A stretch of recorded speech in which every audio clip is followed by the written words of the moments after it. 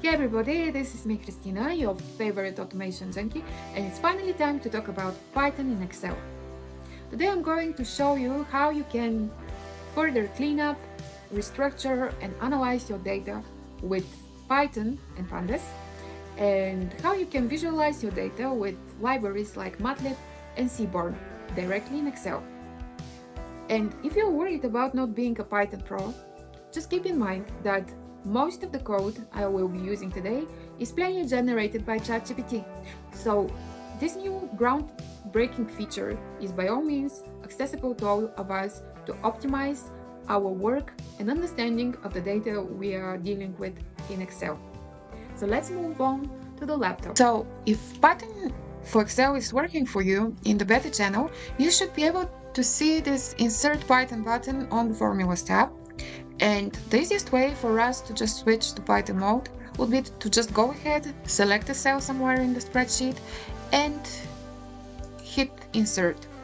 Theoretically, we can start with our coding, but before that, it's very important for us to understand how Python stores our dataset. From now on, when we are dealing with Python code, we are going to refer to our dataset as a data frame. A data frame is nothing else but a data structure very similar to the table we are able to see here in our spreadsheet. And the great thing about this hybrid version of Python directly in Excel is that we can just go ahead,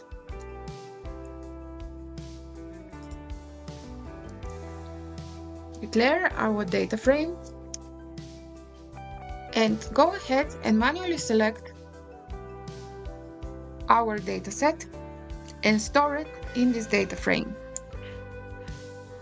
For the Python code to run successfully, it is important for you to just go ahead and hit Control and Enter. Now we already have our data frame, but it's displayed as a Python object, and this does nothing for us at this point. So another great feature of using Python directly in Excel is that we can display our data frame as Excel data or values. And once I want to monitor everything I've been doing with the different transformations we are going to do with Python, I think this feature is incredibly useful. And now that we know the basics, I think we can move on with our main example for today. The dataset we are going to work with today deals with brainwaves, and it showcases how a subject called John Smith and the different areas of his brain, frontal and parietal, react to external events. I myself know nothing about neuroscience, but stick around as this example lends itself to some pretty cool data visualization opportunities. All right, so let's move on with some basic data transformations. As you can see here, I've already defined my data frame.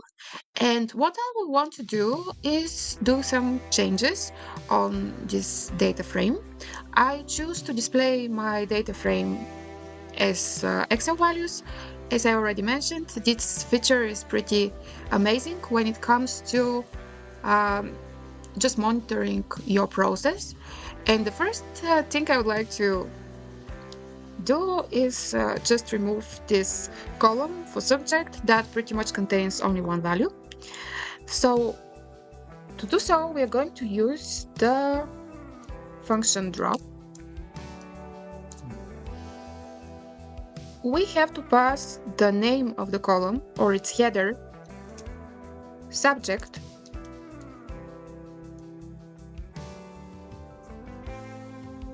to the function, and the rest is just setting the right values for the additional attributes in place.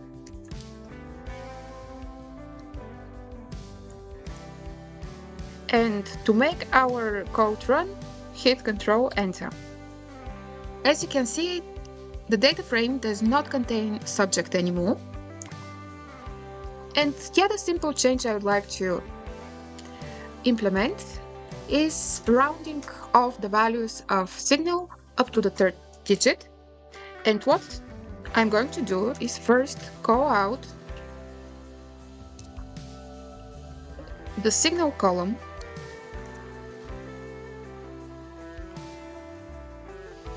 just by addressing its name. And what I'm going to do is apply the round function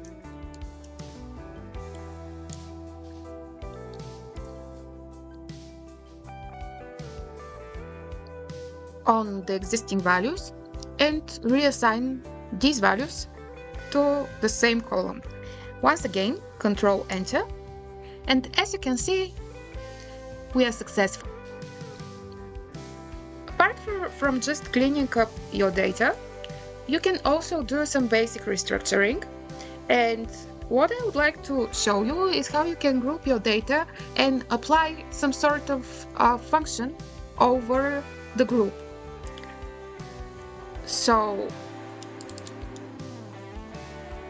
we're in Python mode, and just keep in mind that if you've already defined a data frame somewhere in your document, you can call it out in any other cell. So what I can do with the group function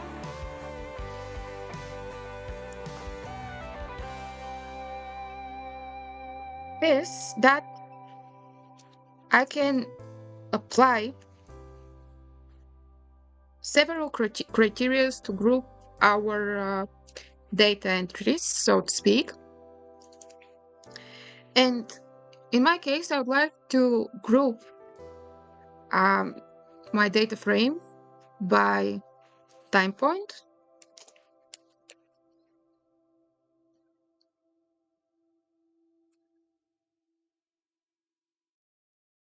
event,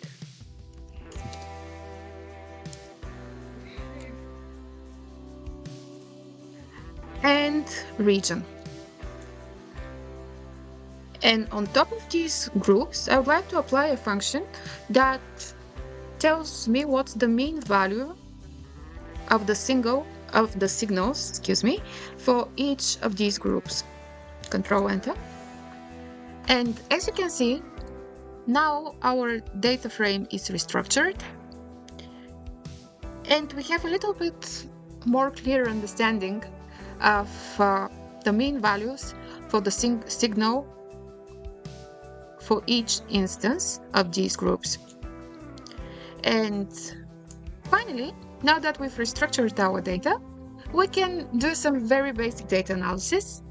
And to do so, you will just need to go ahead, call out your data frame, and apply the function described.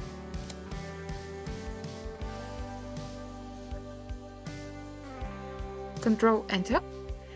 And as you can see, you get a report that summarizes certain parameters of our dataset, which is really cool. Of course, you can do a much more in-depth analysis. However, at this point, I believe these simple functions are a great entry into the world of Python and Pandas. And of course, if you are looking to complete a bit more advanced task, you can just go ahead, write the sequence of transformations you'd like to apply, and generate your code directly in ChatGPT. Let's move on with some basic data visualization with Python and Seaborn. And to just show you how easy it is to use Seaborn directly in Excel, I will just go ahead, explore their gallery, and pick a line plot that really can showcase our data. As you can see, our data frame is very much tailored to this example. If you read into it, time series plot with error bands are used usually when you have a lot of variation when it comes to the data.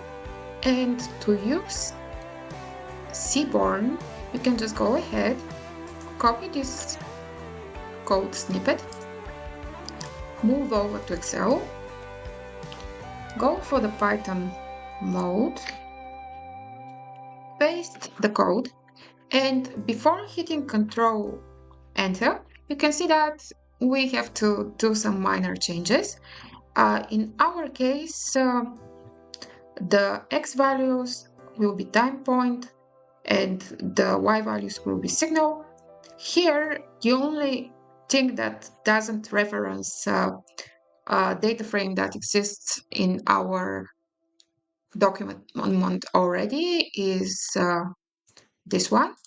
And the only thing you need to do is delete this, and in its place, just call out our data frame. Now we can go ahead and go for Control Enter.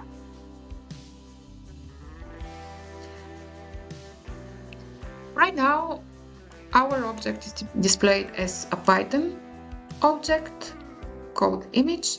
Let's switch to Excel value, and now you can already see your chart, and the only thing you need to do is merge a couple of cells to be able to see the full chart.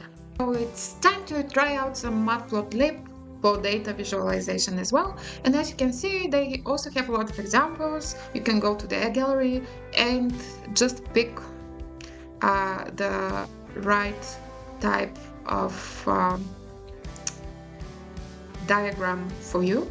In my case, I want to use the Hatfield histograms. And all I did, instead of going for the code from here, is to ask ChatGPT after feeding the AI my data frame to write me a code that will help me compare the response of the different regions of the brain of our subject to the events. And I came up with that. I would simply go ahead, copy it. And of course, whenever you generate something, just take it with a grain of salt and first run through it to see if it just plainly makes sense to you. And to use our code, just go ahead, go for Python, paste everything you need,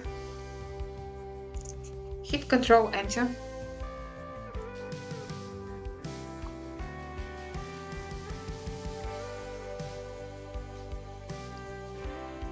Go for Excel value and voila. And if you found this video helpful, just make sure to like and subscribe.